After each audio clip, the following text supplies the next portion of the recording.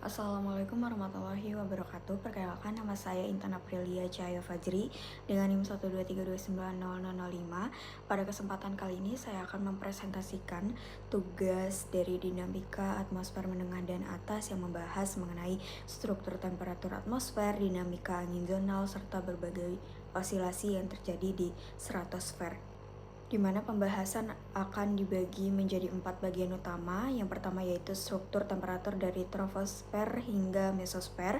Kedua, dinamika angin zonal dan pembentukan jet. Yang ketiga, fenomena quasi-biennial oscillation atau QBO. Dan yang keempat, berbagai osilasi di stratosfer dari skala harian hingga tahunan dan interanual.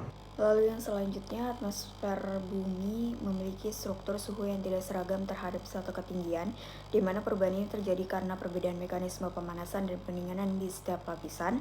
Di troposfer, suhu menurun dengan ketinggian karena sumber panas utama berasal dari permukaan bumi.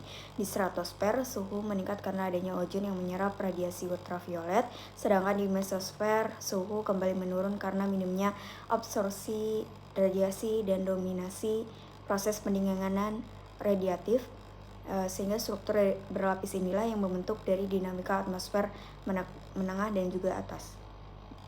Lalu selanjutnya, troposfer adalah lapisan tempat terjadinya cuaca, di mana lapis rata-rata sekitar 6,5 Kelvin per kilometer, di mana pemanasan berasal dari permukaan bumi, sehingga udara di bawah lebih hangat dan cenderung naik melalui proses konveksi. Secara meridional, tropopause di wilayah tropis lebih tinggi sekitar 16-17 km karena konveksi yang lebih kuat. Di lintang tinggi, tropopause lebih rendah sekitar 8-10 km karena udara lebih dingin dan stabil. Perbedaan ini penting karena mempengaruhi dari distribusi energi secara global. Stratosfer memiliki karakteristik unik berupa peningkatan suhu dengan ketinggian. Hal ini disebabkan oleh absorpsi radiasi ultraviolet oleh ozon. Di wilayah kutub saat musim dingin, gradien suhu antara ekuator dan kutub menjadi sangat besar. Gradien ini menghasilkan angin zonal kuat yang dikenal sebagai polar vortex. Selain itu, terdapat sirkulasi Breuer-Dobson yang membawa udara dari tropis ke lintang tinggi melalui transport vertikal dan meridional. Mesosfer merupakan lapisan di atas stratosfer yang kembali mengalami penurunan suhu, di mana suhu di mesopas dapat mencapai sekitar minus 90 derajat Celcius, menjadikannya bagian terdingin dari atmosfer. Proses penting di mesosfer adalah interaksi gravity wave yang merambat dari troposfer. Ketika gelombang ini mengalami breaking, momentum ditransfer ke aliran rata-rata sehingga mempengaruhi sirkulasi mesosfer. Gradien suhu antara ekuator dan kutub merupakan kunci pembentukan angin zonal, di mana semakin besar perbedaan suhu horizontal, semakin besar perubahan angin terhadap ketinggian. Hal ini dijelaskan melalui konsep thermal wind yang menunjukkan hubungan antara gradien suhu meridional dan geser angin vertikal.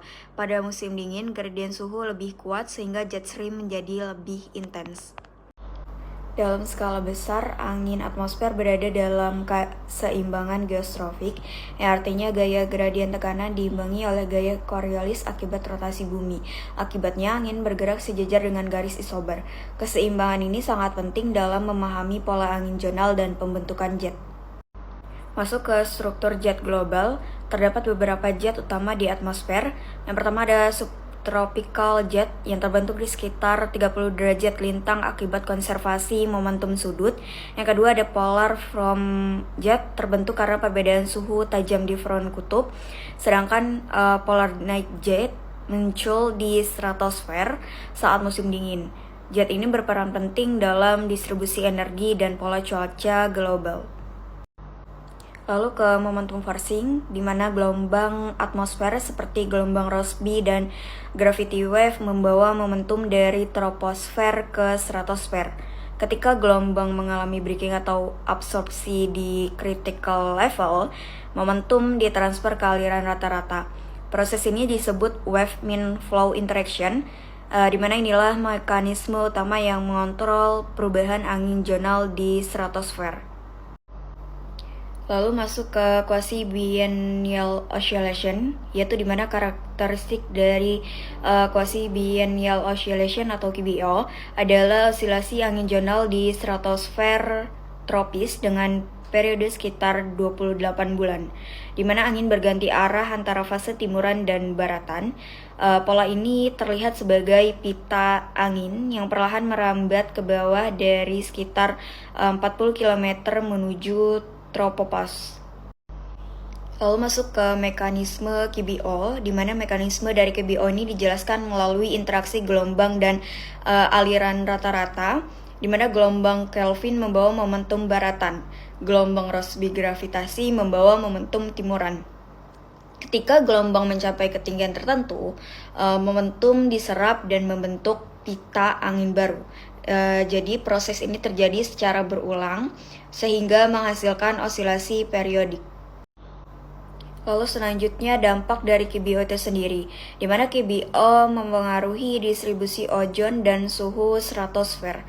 Selain itu, fase KBO tertentu dapat memodulasi kekuatan polar vortex dan mempengaruhi probabilitas terjadinya sudden stratospheric warming, di mana interaksinya dengan ENSO juga menunjukkan bahwa KBO memiliki dampak pada variabilitas iklim global.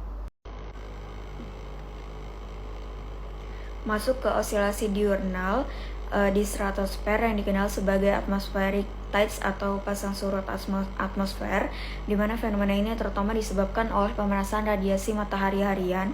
Radiasi tersebut diserap oleh ozon dalam bentuk ultraviolet serta oleh uap air dan karbon dioksida dalam bentuk inframerah. Pemanasan siang hari menimbulkan gradien suhu yang kemudian menghasilkan gradien tekanan. Gradien tekanan ini memicu terbentuknya gelombang global di atmosfer. Gelombang tersebut memiliki periode 24 jam yang disebut diurnal dan 12 jam yang disebut semi-diurnal. Osilasi ini dominan terjadi di stratosfer atas dan mesosfer karena di lapisan tersebut pengaruh radiasi dan propagasi gelombang lebih kuat. Jadi secara sederhana mekanismenya adalah radiasi, lalu adanya perubahan suhu, dari perubahan suhu ke perubahan tekanan, lalu terbentuk gelombang pasang surut atmosfer.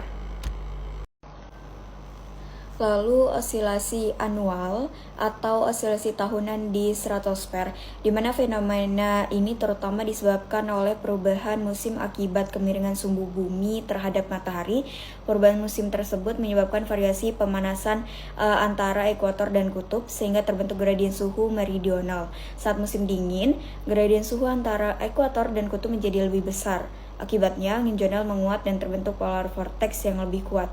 Sebaliknya, saat musim panas, gradien suhu melemah sehingga jet dan sirkulasi zona juga melemah. Osilasi tahunan ini juga dipengaruhi oleh aktivitas gelombang planet atau Rossby wave yang memodulasi dinamika stratosfer. Secara keseluruhan, osilasi anual berkaitan erat dengan dinamika jet dan sirkulasi Brewer-Dobson dalam sistem atmosfer global. Masuk ke semi-annual osilasi. Semi-annual osilasi ini terutama terjadi di stratosfer atas wilayah ekuator sekitar ketinggian 40 sampai 50 km dan juga dapat memengaruhi dari mesosfer bawah. Fenomena ini berkaitan dengan perubahan posisi matahari yang melintasi ekuator 2 kali dalam setahun, yaitu saat periode equinox. Perubahan ini menyebabkan variasi distribusi radiasi dan pemanasan di wilayah ekuator. Selain faktor radiasi, semi-annual osilasi ini juga dipengaruhi oleh interaksi gelombang gravitasi dan gelombang Kelvin yang membawa momentum ke lapisan atas atmosfer. Akibat dari kombinasi faktor tersebut, angin zonal di wilayah ekuator mengalami pergantian arah antara timuran dan baratan sebanyak 2 kali dalam setahun.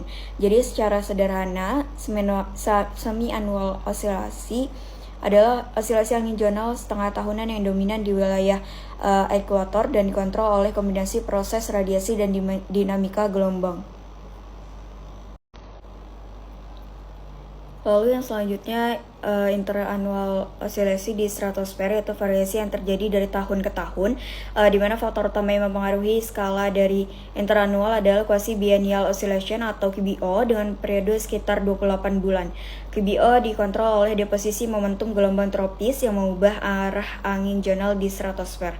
Selain itu, fenomena ENSO atau El Niño Southern oscillation juga berperan.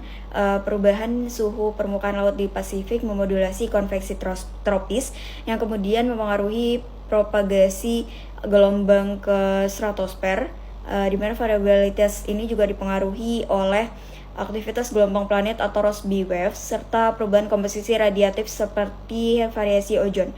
Secara keseluruhan, skala interanual sering memengaruhi kekuatan polar vortex dan frekuensi terjadinya sudden stratospheric warming.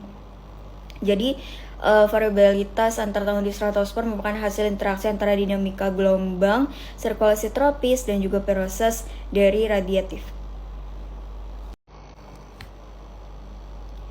Yang terakhir ada intersesonal oscillation di stratosfer, yaitu variasi yang terjadi dalam skala waktu sekitar 1 hingga 3 bulan. Faktor utama yang mempengaruhi skala ini adalah variabilitas konveksi tropis dan modulasi gelombang atmosfer, terutama gelombang Rossby dan Kelvin.